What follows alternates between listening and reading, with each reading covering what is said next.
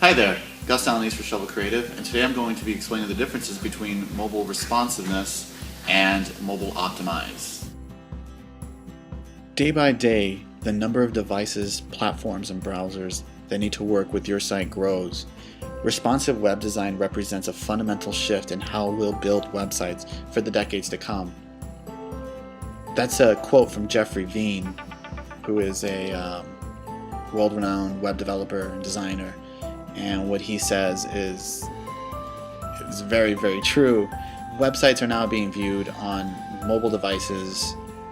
As of like last year, like almost 25% of all websites and web traffic is mobile.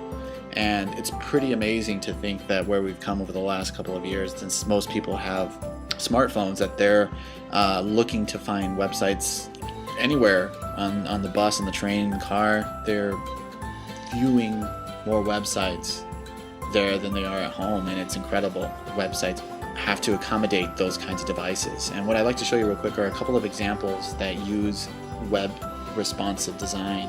And I just want to show you real quick this image that shows you one website working on all these different devices. You have the horizontal and vertical views of the iPad.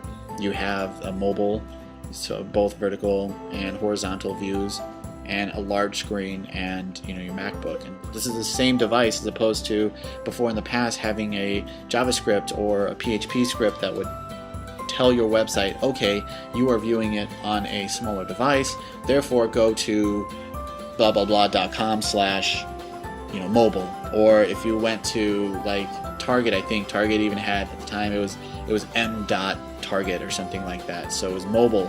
There was always a different version of the site that your phone had to go to, the URL had to point to, in order for you to view it properly on your phone, as opposed to having the entire thing viewed on your screen and then you having to pinch to zoom in and then click on these little links so that you can do it. And it was always just such a hassle. But with responsive design and development, it takes all that out of there. And also one major thing is so that you don't have to do double work on the back end. And by that I mean, if you have a CMS, you don't have to populate the information on one URL and then go in and log into your subdomain or your subfolder and then input the same information there. It's just kind of tedious, and sometimes you might forget. One site might have the information that you just put in, the other site you might have forgotten something that's gone all together, and some people might be missing that.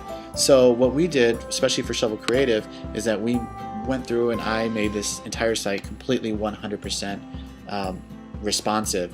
And so as you can see, this is our blog page, and look at this charming, good-looking young fellow right there.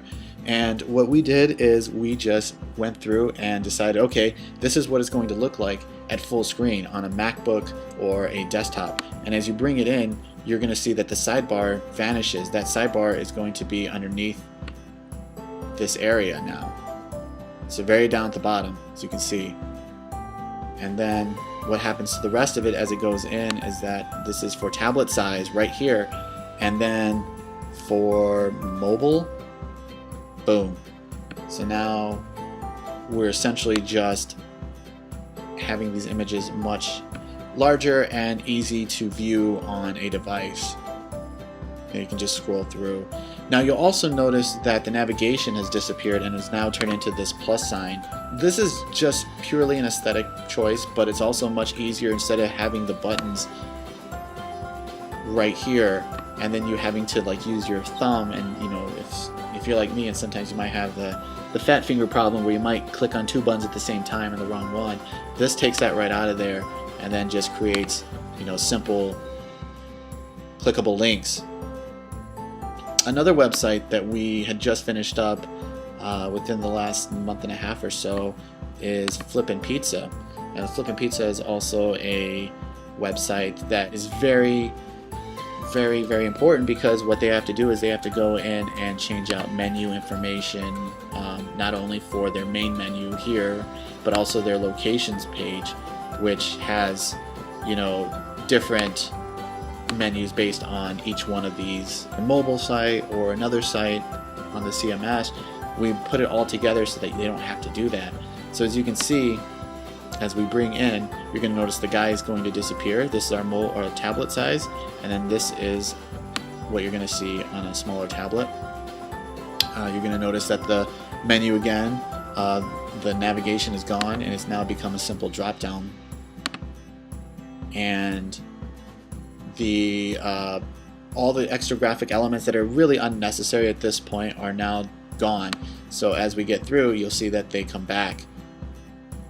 Now, again, not all sites are designed for this kind of responsiveness. In fact, Apple is not a responsive website, and it's actually interesting because they push so hard for HTML5 and CSS3, and you would think that a company like this would be able to turn their site even after the fact. A lot of times, you know, we have to go in after the fact and then make the site viewable for these kinds of tablets, but the Apple Store doesn't. And what they do is they have you download a web app called I think it's App Store app, and personally I think that's completely unnecessary, especially when you can get the same exact content and information on the website if you just made it optimized for mobile or tablets, instead of you having to pinch to zoom in and then just going down and clicking one of these buttons. So again, I hope that you consider on your next website to make sure that it is going to be responsive. Thanks for watching the video. Hope you learned a valuable lesson, and if you'd like to share with your friends via internet buttons, hit the buttons below, share this, and until next time. Oh, you want to see what I shirt? Yeah! I'm wearing Jesus on a Velociraptor. I don't know if That's okay. is that acceptable? Is that okay? That's okay.